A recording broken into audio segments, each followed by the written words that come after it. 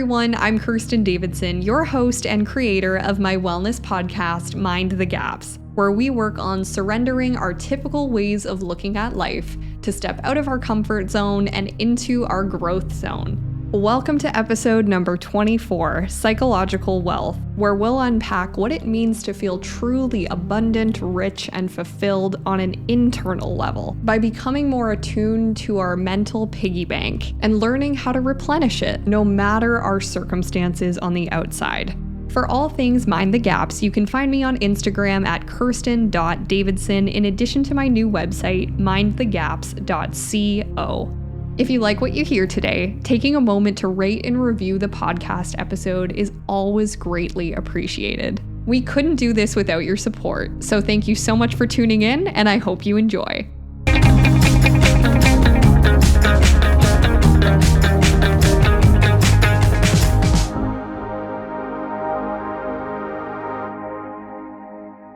So what does psychological wealth mean exactly? Well, it's been described as the experience that our life is excellent, that we're living in a rewarding, engaged, meaningful, and enjoyable way. This definition was coined by researchers Ed Diner and Robert Diner in their book, Unlocking the Mysteries of Psychological Wealth. I love how in this definition, excellent is encompassed by rewarding, engaged, meaningful, and enjoyable. These are 4 pillars of excellency that can help us feel fulfilled. When I heard this definition, I was reminded of 4 more pillars that deserve some deep diving. These 4 pillars belong to a theory called existential psychotherapy. In this episode, I look at this definition of psychological wealth from more of a philosophical standpoint, exploring how this wealth is defined by our alignment with 4 ultimate concerns of life. And these concerns are meaning, isolation, freedom, and death. Now, before we go any further, let's just take a pause and unpack the word existentialism. The word existential comes from a Latin word existentialis, which means relating to existence. This is an adjective form of existentia, which means existence, state of existing, something that exists. So we can see how this big scary word is actually quite simple. It has to do with anything regarding the nature of being human, the nature of experiencing existence. Existential psychotherapy takes all the important pillars of existence and keeps them in mind when working with clients. Psychologist and founder of this theory, Irving D. Yalom, does a beautiful job of distilling down what he calls the ultimate concerns of life into the 4 main pillars that I mentioned previously: meaning, isolation, freedom, and death. The framework assumes that when we're aligned to these 4 ultimate concerns, meaning when we've faced them and we've accepted them, we experience something called existential enlightenment. Enlightenment means to be in a state of clarity, acceptance, and empowerment that comes from confronting these big concerns and translating them from concerns and something to be anxious about to things that make your life richer and for you to feel more psychologically wealthy. Now, I find it helpful to apply this visualization exercise to the concept of psychological wealth. So I invite you to take a moment, close your eyes if you'd like, if you're not driving, and imagine that there's a piggy bank in your mind, a mental piggy bank. And every time you're doing something for you, you're putting coins into that piggy bank. You're replenishing your psychological wealth. But when we ignore, avoid, or deny these existential concerns, we'll find that our bank is depleted. And this depletion can be framed as existential dread. Existential dread has been defined as a state of fear, anxiety, or despair that's caused by an awareness but a lack of acceptance of these main existential concerns. One of the most common ones we avoid is death, but we'll get to that later. I hope from today's episode that we can confront, accept, and even welcome these hard truths of being human, because ultimately without them, it's hard to find meaning, it's hard to feel connected, it's hard to understand that time does matter and that we want to make the most of it.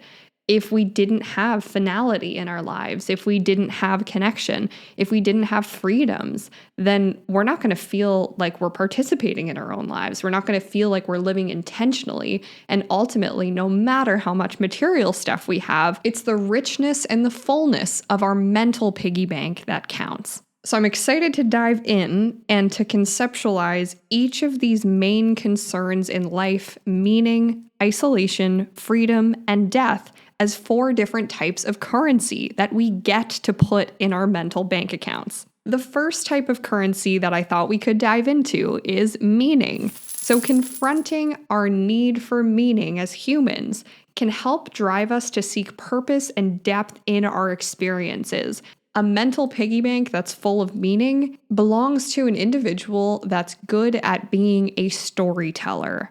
And what I mean by this is someone who takes into their own hands the narrative and the meaning behind their own life, behind their own day, their week, their year, what's to come, what's gone on in the past, and can feel good and full and rich no matter the state of the outside world.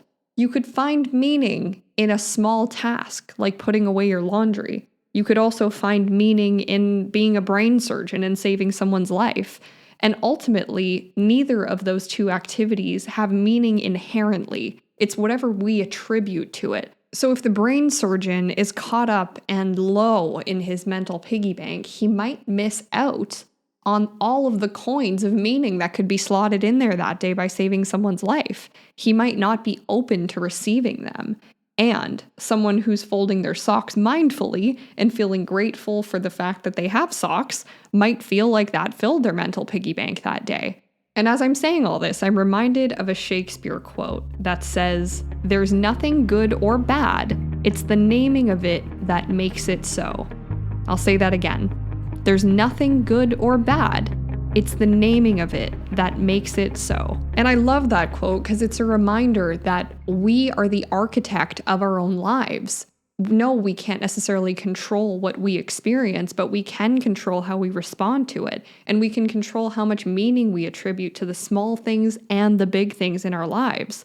We have the power to make mundane tasks meaningful, just as we have the power to take away the beauty and the meaning behind really important tasks. As said by American author Michael Singer, what if the events in front of me are more important than whether I like them or not? So we want to be asking ourselves, am I allowing these meaning coins, this currency of meaning, to flow into my mental piggy bank, or am I missing those opportunities? Now, the good news is there are lots of ways that we can work on being open to accepting the currency of meaning and to intentionally putting that into our mental piggy bank. And the first would be telling ourselves that what happens to us happens for us. What happens to us happens for us, and truly believing that. Now, this doesn't involve necessarily belief in a higher power, belief in religion, but what it does mean is to believe and trust that there is a process and a natural flow to life that if I am in resistance to, I will experience more suffering. Whereas when I can accept that and not passively accept it, actively participate in the flow of life, I'm going to feel aligned and I'm going to be open to new opportunities that might bring me more meaning. Discovering what feels important to you and what doesn't involves lots of self-exploration, lots of trial and error, and lots of openness. This might mean engaging in a new creative pursuit or saying yes to something you might have otherwise said no to looking at your day-to-day life and thinking, where do I gain joy? How am I feeling fulfilled in this moment? What are areas of my life that bring me purpose? And if all of these areas are feeling low, then maybe I need to be investing more time and energy into those things. And of course, having a daily gratitude practice. I am a broken record with this gratitude stuff, but making sure that you're taking time in the morning, during the day, at the end of the day, all of the above, to reflect on what you feel grateful for. Because chances are, those same things are also things that bring your life meaning. Maybe you feel grateful for your partnership and you know that that person brings a lot of joy and meaning into your life. Maybe when you care for them, you feel important and you feel like you have purpose. Maybe you reflect on your job and you're feeling like that brings you meaning because you know you're making a difference. And maybe you reflect on both your relationship and your job and think, I don't know if I can get meaning from these things. Maybe these things aren't bringing me joy. Maybe these things aren't right for me. So it's not always about looking at things and making the best of the worst. Sometimes we need to look at the quote unquote worst and say, where can I do better? How do I deserve better? Maybe it means getting into a new relationship. Maybe it means changing your job, but really taking a hard and honest look at where you can find purpose and what role you have to play in doing so. The next type of currency that can help contribute to psychological wealth is connection. Now, connection comes from its opposite, isolation. And isolation is, as I mentioned before, one of the primary concerns of life according to existentialist theory. So we want to look at connection as being the opposite of that main concern.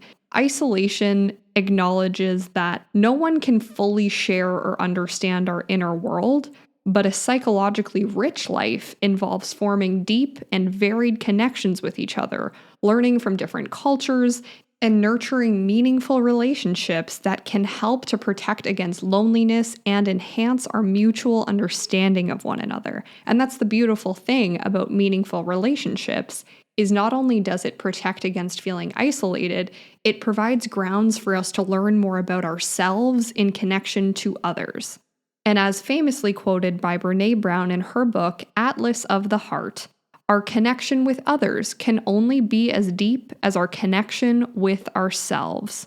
And so before we can even begin to form meaningful relationships, meaningful connections, we have to look at what is our connection to ourselves. How well do we understand ourselves? Authenticity and vulnerability are two subjects that I've covered deeply in previous episodes and also in my work as a psychotherapist. Understanding who we are authentically to our core is a prerequisite for meaningful connection. And we need meaningful connection in order to thrive and survive as a species. So oftentimes our main concerns in life can be rooted back to fear of being ostracized, fear of being isolated. One of the most common themes on this subject is fear of embarrassment. Why do we fear being embarrassed? Well, if we're embarrassed, does that mean we're being made fun of? And if we're being made fun of, does that mean we're going to get kicked out of a group? And if we're kicked out of a group in tribal times, we would die. We need the tribe in order to survive. So it's this instinctual drive to fit in, to not step on anyone's toes, to not embarrass yourself in order to maintain those social relationships. But as Gabor Mate points out, there is this balance and also opposition between our drive to be accepted and our drive to be authentic. So we need to carefully balance those two as we find tribes that can help us combat against isolation and are not just there for sake of having connection, they're there for sake of having meaningful and nurturing connection.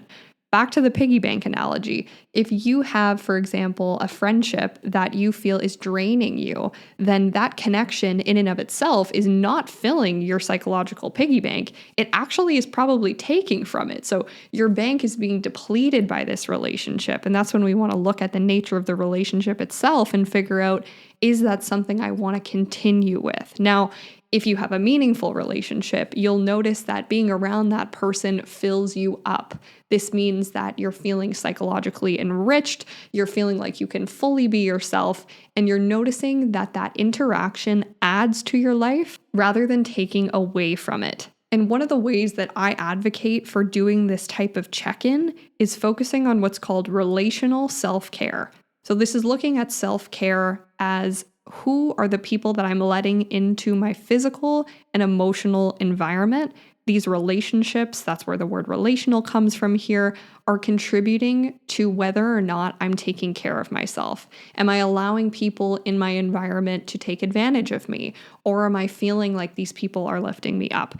These are the check-ins we can do, and noticing, paying attention to that visual, mental, emotional piggy bank in our minds and thinking, how full does it feel when I'm in this person's presence? How do I feel around them? Not just how do they feel around me, but how do I feel? And while social connection is of the utmost importance, as Brene says, we need to be in connection to ourselves first. So jumping back there for a second, what are some things we can do to feel at peace with our own company? Because if you don't enjoy your own company, how is someone else going to be able to?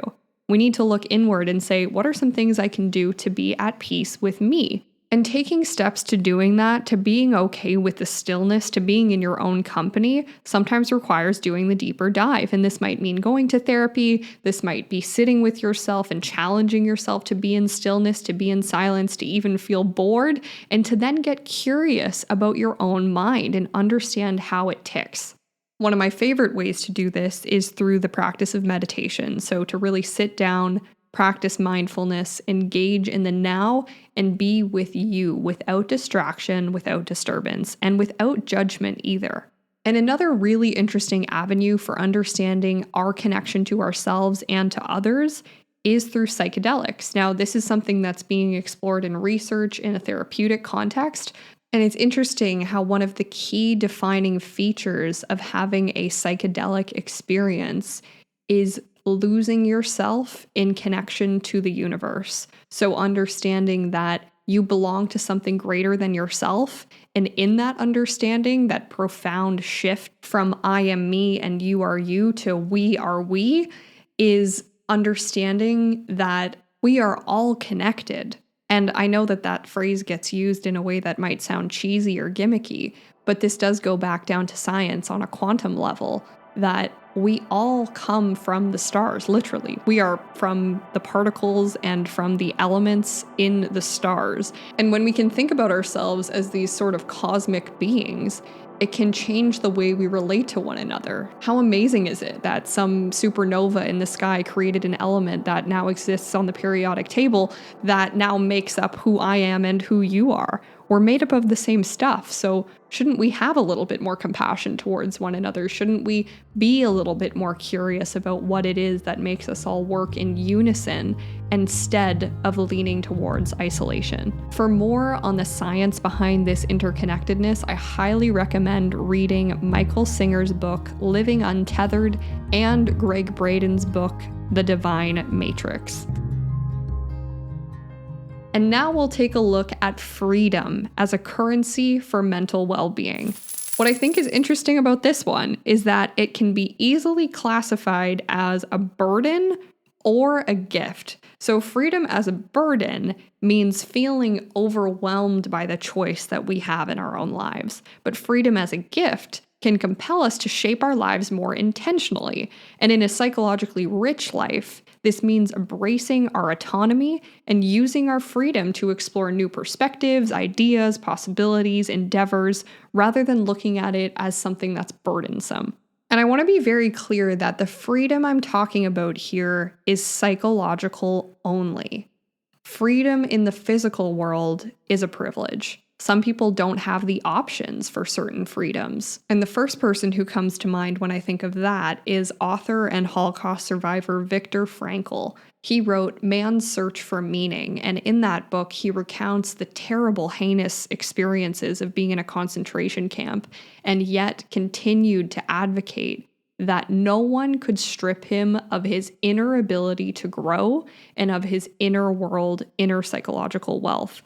Despite losing literally everything on the outside, he maintained that no one could take away that ability to grow and to be psychologically rich. And he makes it very clear that he's not denying the suffering for himself or for others, but he is saying that there's always space for us to reclaim our inner freedom, even when the outer freedom is gone. And I think it can be especially empowering and inspiring to consider those who had no outer freedom were still able to feel internally psychologically free. And this reminds me of a quote by Johnny Thompson. He wrote this book called Mini Philosophy. I had him on the podcast this past summer. He says, "We're most free or joyful at our most downtrodden or despairing. It's when we have nothing left to lose that we discover depths to ourselves that we might never have known were there. Freedom is defined by how far it is denied." Freedom is defined by how far it is denied. I think this quote's really important because it captures how, even at our lowest, we can exercise internal freedom, just as with Victor in his book, and to note that no one would wish this suffering upon anyone else or themselves. It's not something that you would need to go through in order to exercise your freedom and to understand the way that our minds work and unlock these parts of ourselves. You don't need to go through that type of despair to do it, but it is an avenue, and it's one that actually can nurture that type of psychological awakening rather than inhibit it. But what are some other ways that we can exercise this psychological freedom without having to experience trauma? My go-to method for reminding myself of the luxury and the freedom I have externally and internally is through a Stoic practice called negative visualization. And so I'm going to take a moment now to walk you through this practice of negative visualization. I invite you to take a second and think of something or someone that you deeply value, maybe a loved one, a possession, or even a daily routine that you enjoy, and picture it clearly in your mind. Now, gently imagine what life would be like if this thing, activity, or person were no longer part of your world. Imagine the emptiness or change that might lead to. Notice any emotions that come up, maybe sadness, fear, anxiety, longing. Let yourself fully acknowledge how much this thing matters to you. Now take a deep breath and shift your focus to the now, the present moment, where this thing or person or feature is still part of your life. Feel the gratitude and appreciation swelling within you. Remind yourself that life is transient, and this awareness makes the present even more precious.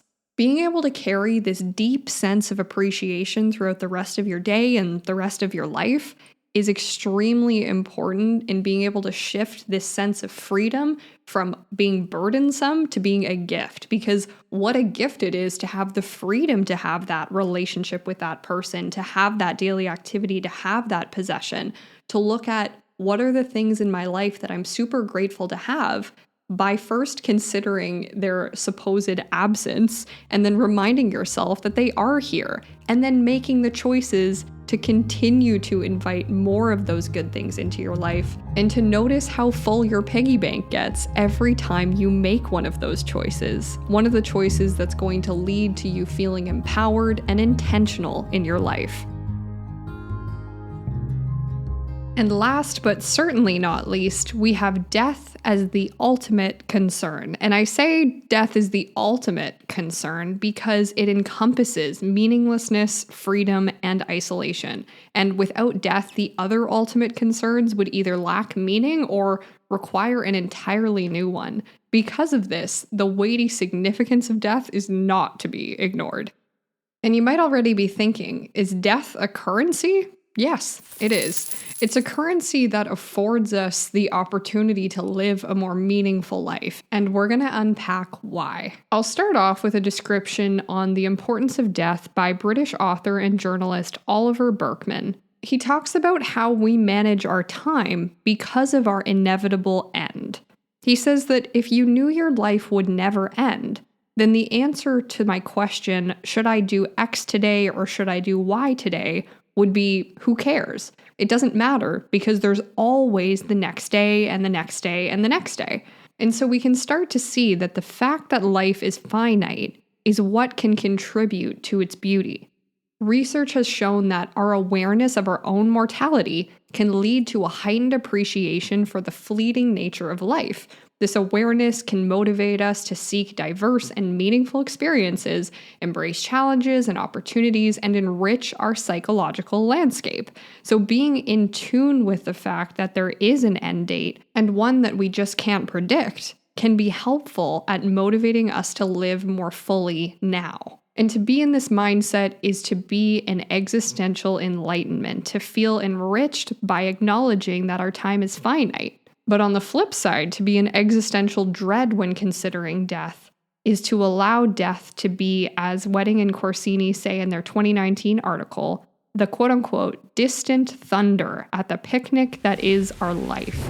And when we allow death to be this distant thunder, this impending doom, then it can be hard to enjoy the picnic because we're always looking ahead at oh, I don't know, that storm's coming, it's coming, it's coming, rather than being fully present and enjoying the sun in the meantime. And in fact, enjoying the sun even more so, knowing that it won't last forever. And this doesn't mean ignoring death, ignoring the storm. It means embracing it as a finality, as something that is an absolute, and then saying, because of that, not in spite of it, but because of that, I'm going to take good care of myself right now so I can maximize this sunshine. I'm going to really be present because I know I won't be here forever. And ultimately, I'm going to gain some perspective on what really matters.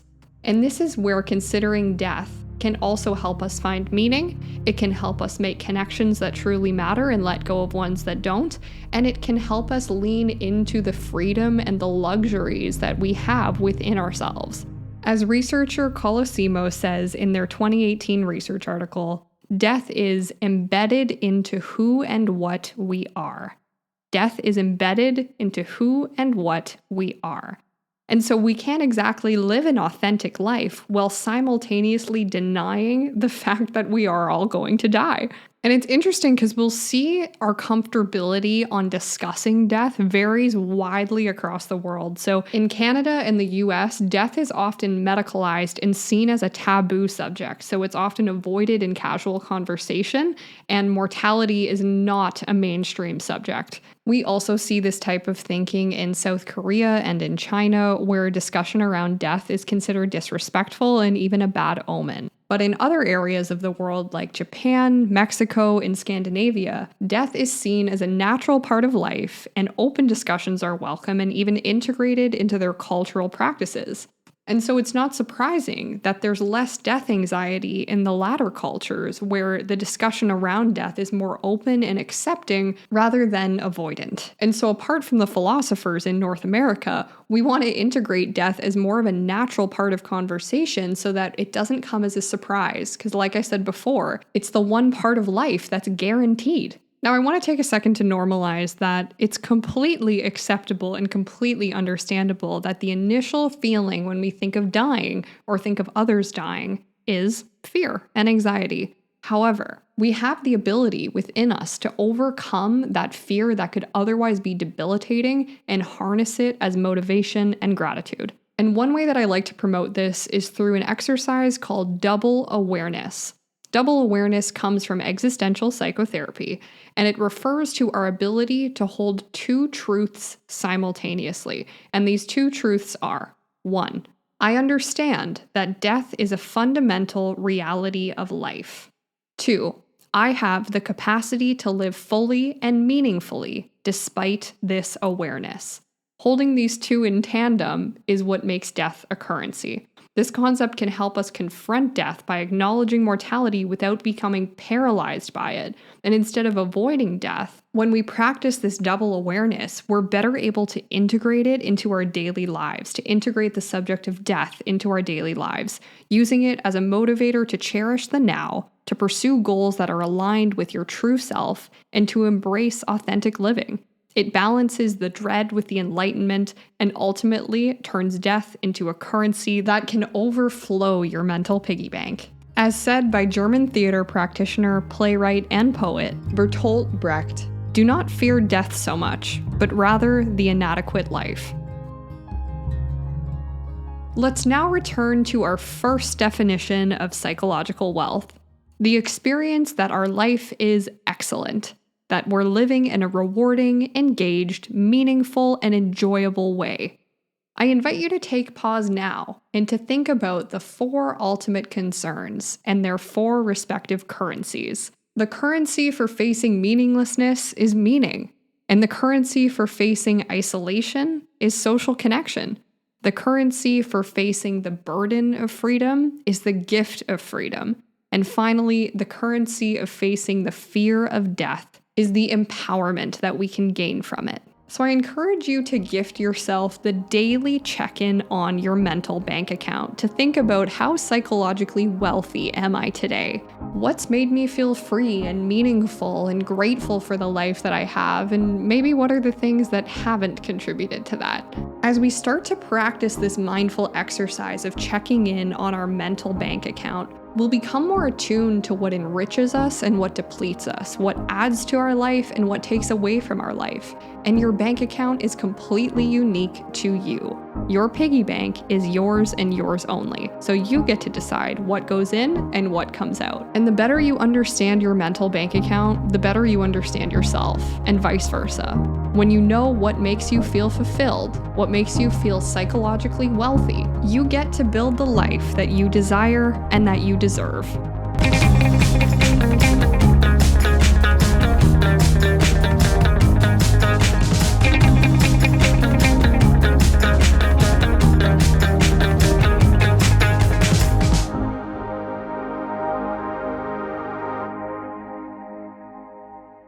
Thank you so much for listening. If you're enjoying the podcast, I invite you to participate in a growth zone challenge.